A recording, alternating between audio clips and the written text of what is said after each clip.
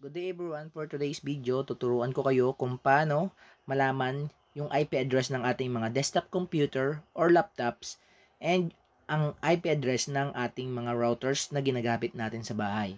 So, kung meron kayong mga laptop or desktop, click lang po natin yung Windows R. Shortcut key po ito para sa run.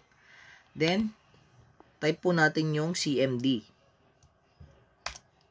After ng CMD, type ipconfig. Then, enter.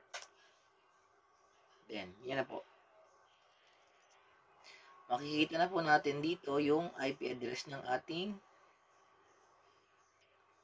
laptop and ang IP address ng ating router na ginagamit sa ating mga bahay.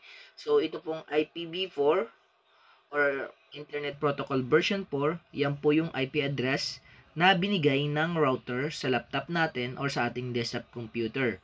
Then, itong subnet mask naman po, yan, 255.255.255 since class C po yung IP address na binigay ni router sa atin.